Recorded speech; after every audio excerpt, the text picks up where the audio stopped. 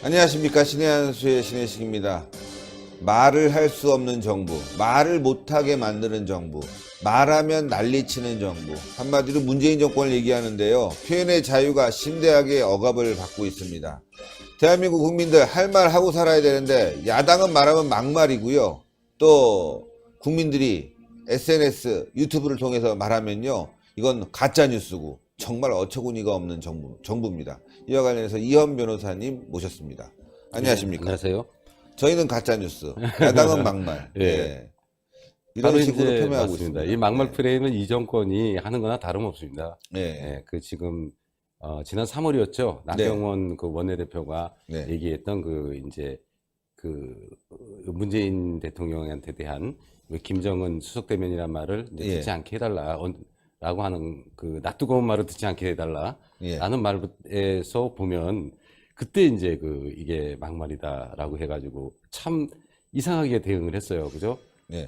이게 사실은 국가원수모독죄 얘기를 했지만 그건 사실상 폐지된 법이었는데도 예. 이제 그랬고요. 그래서 그때 제가 신하의 한수에서 나와가지고 나도 문재인 대통령이 그 김정은의 수석대변이라고 생각한다라고 했고 나 잡아가라고 했어요. 근데 아직 못 그렇죠. 안 잡아는 게 아니고 못 잡는 거죠. 예.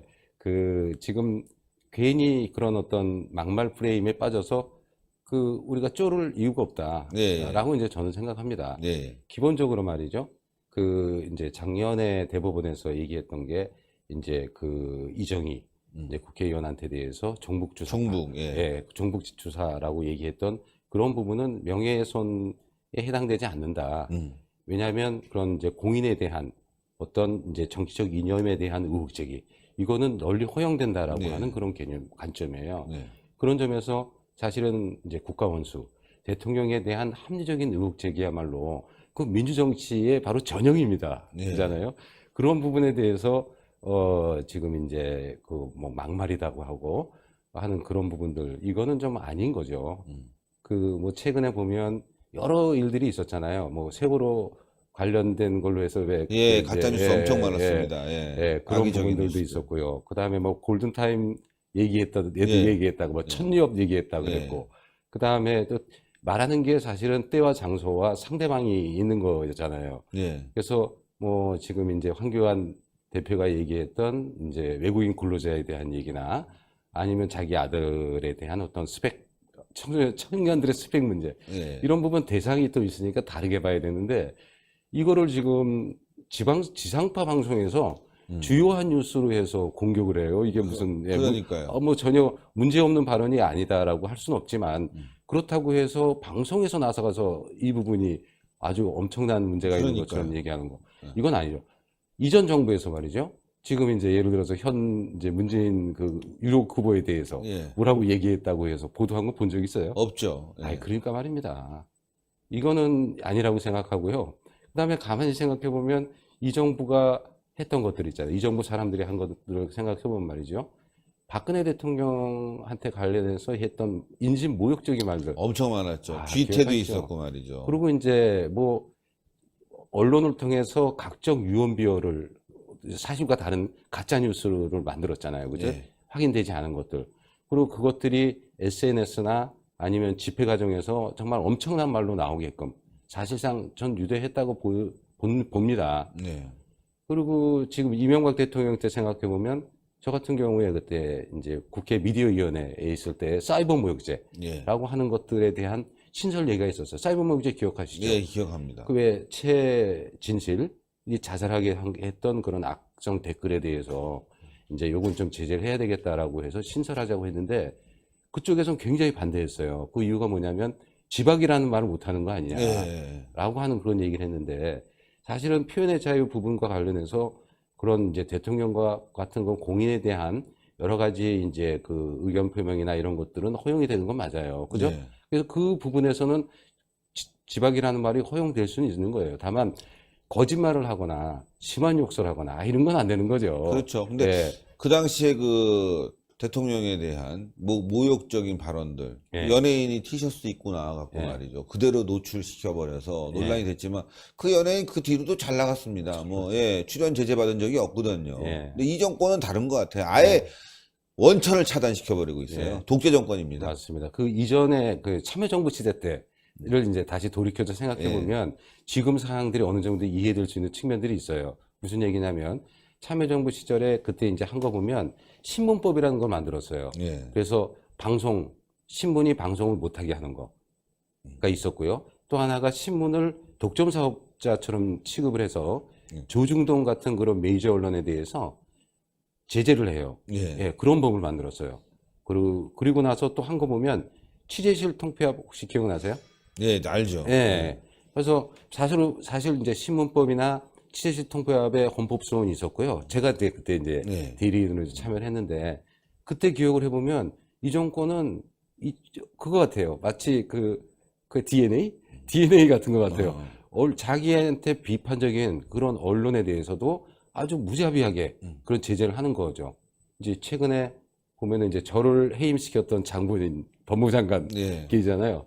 그때 질문 안 받겠습니다. 그래가지고 기자 없는 기자회견을 했어요. 그거 황당하지 않아요? 그러니까.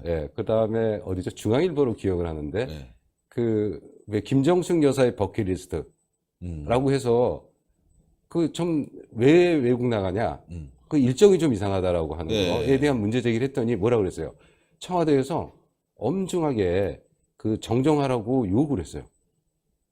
난 이런 정권 못 봤어요. 그러니까요. 언론의 칼럼에 대해서도 평가에 대해서도 난리치는 정권은 이 정부뿐이 없었을 것 같아요. 독재 정권입니다. 진짜 과거 권위주의 정권에서도 이런 일이 없었는데요. 그렇죠. 그게 지금 현재 그 자기네들이 야당 시절에는 표현의 자유 이런 부분들을 굉장히 이제 주장을 해요. 그죠? 강조하고. 그러다가 지금 여당이 되고 나선 지난번에 이 참여정부 시절에도 마찬가지고 자기네들한테 비판적인 그런 언론에 대해서 그리고 표현의 자유에 대해서 억압하는 것도 당연히 하고 있고 실제로 그렇다는 얘기죠. 진짜 그러고 보면 말이죠. 이 사람들은 자신들이 도덕적 우위에 서 있다 이렇게 생각하는 것 같아요. 그래서 자기를 비판하는 걸 참을 수 없고 그 사람들을 가짜 뉴스로 매도해야 되고 공격해야 되고 심지어는 구속해야 되고. 그러니까 어떻게 보면 북한식인 것 같아요. 북한이 절대선처럼 유일 영도 체제 아래 진짜 최고 존엄 이렇게 하듯이 그걸 딱 배웠는지 자기들의 기준에 벗어나면 아주 못 견뎌하고 말이죠. 타인을 공격할 때는 북한이 막 타인을 공격할 때 사형시켜버리고 정치범 수용소에 놓지 않습니까? 똑같이 하고 있어요. 지금. 이제 탈레반 같다고 얘기들 탈레반이죠. 하죠. 탈레반. 그리고 거기서 탈레반입니다. 거기서 더 나아가서 그냥 이제 억압하는 것뿐만이 아니라 거짓말을 해요.